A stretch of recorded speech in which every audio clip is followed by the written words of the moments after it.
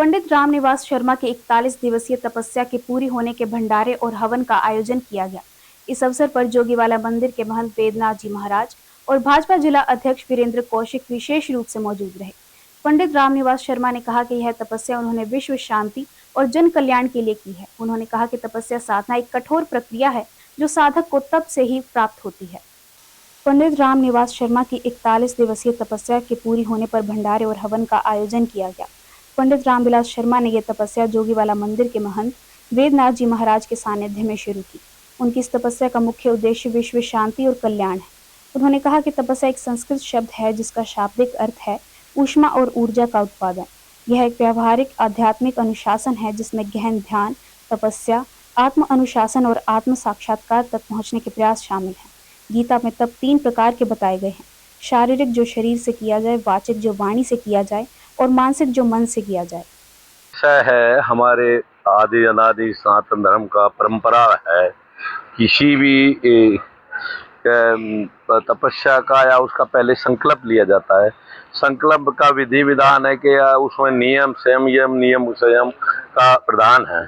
उसी के अनुसार जैसे आजकल हमारे पहले आत्मा शुद्धि के लिए, आत्मा की शुद्धि करने के लिए आज के पूर्ण रूप से हम आसन प्राणायाम ध्यान करते हैं।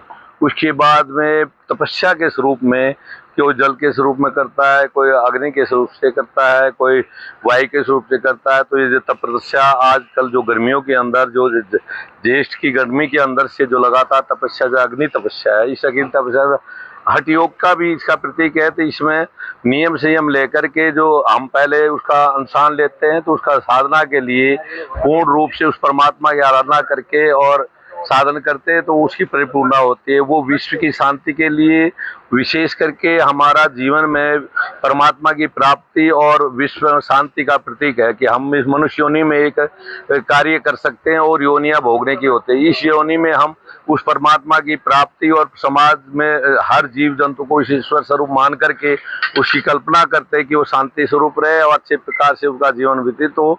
रामविलास शर्मा काटी वाले दूनी तपस्या जो सतगुरु महाराज ब्रह्मलीन श्री श्री 1008 सेवापुरी जी महाराज के आशीर्वाद से, सभी संतों के आशीर्वाद से, गुरुओं के आशीर्वाद से पंचदूनी तपस्या जो प्रारंभ की थी, आज उसकी पूर्ण आहुति गुरु महाराज के आशीर्वाद से 41 दिन की तपस्या के बाद हवन, भंडारा, प्रसाद, ये सब यहाँ उपस्थित विश्व शांति हेतु और राष्ट्र हित के लिए और पंचदूनी तपस्या जो की थी वो सबके सहयोग और साथ से जो आज सतगुरु महाराज के आशीर्वाद से पूर्ण हुई है और सभी संतों के आशीर्वाद से जो पूर्ण हुई है, निर्विघ्नता पूर्वकम जो तपस्या आराधना जो की थी, उसका फल पूरे विश्व को और साथियों, सहयोगियों और मित्रों को पूर्ण आशीर्वाद प्राप्त हो। परमपिता परमात्मा का जो सतगुरु महाराज ब्रह्मलीन है, उनके आशीर्वाद से आज पूर्ण आहुति का दिन है और भंडारा है। देखिए, पंडित रामविलास शर्मा काटीवाड़े की 5वीं जो है की तपस्या है। इन्होंने पहले भी पंचदूनी तपस्या कर चुके और सेवापुरी जी के ये शिष्य रहे हैं और महाराज श्री वेदनाथ जी महाराज जी के सानिध्य से इन्होंने आशीर्वाद प्राप्त किया और महेंद्र गिरी जी भी आज इनको आशीर्वाद देने के लिए पहुंचे हुए हैं। और 41 दिवस से तपस्या पूर्ण होने पर हवन का आयोजन रखा गया और उसके बाद पूर्ण आहुति और प्रसाद वितरण किया गया, जो कि मनुष्य के हित के लिए, राष्ट्र के हित के लिए, विश्व शांति के लिए इन्होंने ये कामना करके 5 दिवसीय जो है कि पूर्ण आहुति करके और अग्नि तपस्या इन्होंने आज संपन्न की है और श्री वेदनाथ जी महाराज जी के आशीर्वाद से इनको प्राप्त हुआ है।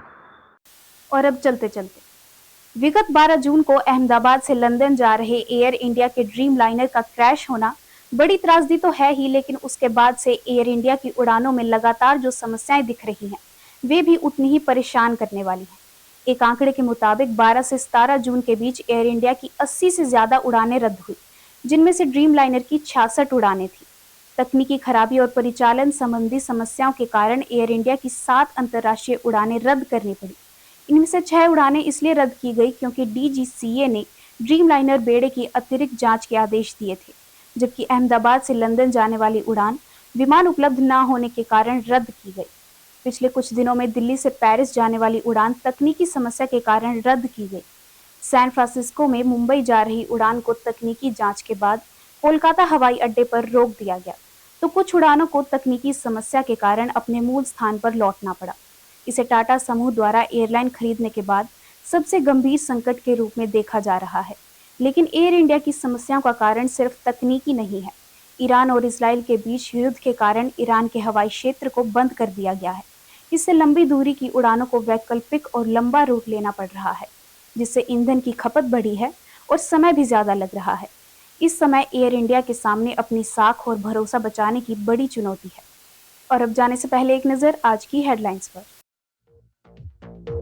15 जून तक सड़क के गड्ढों को भरने का कार्य किया गया है, कहा मंत्री रणबीर गंगवा ने। राष्ट्रव्यापी हड़ताल को लेकर सर्व कर्मचारी संघ की हुई बैठक।